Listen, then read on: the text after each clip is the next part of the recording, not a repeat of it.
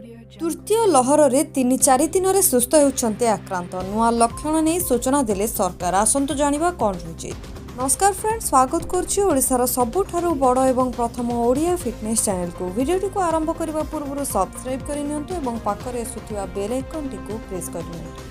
तेबे तृतीय लहर में आक्रांत होउथबा रोगी 3-4 दिन में सुस्थ हो जाउछंती। आज राज्य सरकार पक्षर एभली तथ्य दि जाइछि। आहुरी आश्चर्यकर खबर हेउछि एबे भूताणु नाक और गଳାରେ रहुछि, छाती को आसुनाही, फल फुसफुस संक्रमण एवं एहार प्रभाव में देखा जाउथबा ऑक्सीजन अभाव परी परिस्थिति सृष्टि हेउनाही। नुआ स्ट्रेन जोगु हेउथबा ए संक्रमणर प्रथम लक्षण होछि गळा बथा, एतिसह नाक बंद, मुंड गोड़ हाथ दरज भली लक्षण देखा जाउछि। सेपटे टेस्टिंग को नै मध्य आभिमुख्य बदलाइछन्ति सरकार। तेबे कोरोना मुकाबिला पई टेस्टिंग उपरे आरंभरू बेस गुरुत्व दिया जाइथिला, किंतु तृतीय लहर रे प्रथम थर पई टेस्टिंग को नै सरकार कर स्वर बदलिछि। कहिसन्ति लक्षण नथिले कोरोना परीक्षा करिबा आवश्यक नाही।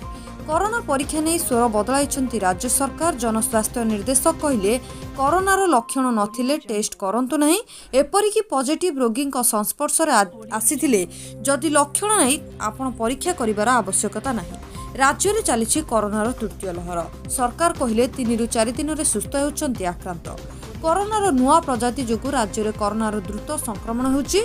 वर्ष आरंभरू संक्रमण बढ़िथिबा बेले एबे दैनिक 10,000 रु अधिक आक्रांत चिन्हट हेउछन्ति। तेबे आक्रांतक पाखरे सामान्य लक्षण देखा देउछि। तेबे एही नुआ लक्षण गुड़िक होउछि गळा बथारू आरंभ करी हेउछि संक्रमण, 2-3 दिन नाक बंद रहुछि, मुंड व्यथा और देह हाथ दरज हेउछि, भूताणु नाक और गଳାରେ रहुछि, छाती को आसुनाही। तेबे अधिकांश आक्रांतଙ୍କର सामान्य लक्षण थिबारु घरे संगरोधरे रही चिकित्सित हेबाकू परामर्श दैछन्ति राज्य सरकार। किछि लोकंकु हॉस्पिटल में भर्ती हेबाकू पडुथिबारु मेडिकल उपरे कम चाप पडुछि। तेबे राज्य में दैनिक नुआ मामला 10,000 उपरे चिन्हट हेउथिले मध्य गुरुतर रोगींकर संख्या कम थिबारु स्वास्थ्य सेवा उपरे कम चाप पडुछि। तेबे वर्तमान ओडिशार ओमिक्रॉन को नै येथिला संपूर्ण रिपोर्ट। आगामी अपडेट पई आम सहित जोड़ी हो रहिथांतु। सब्सक्राइब करिनतु ओडिया फिटनेस को। वीडियो को लाइक शेयर करंतु। से पर्यंत stay fit and stay tuned for my next video. मु रहिली, नमस्कार।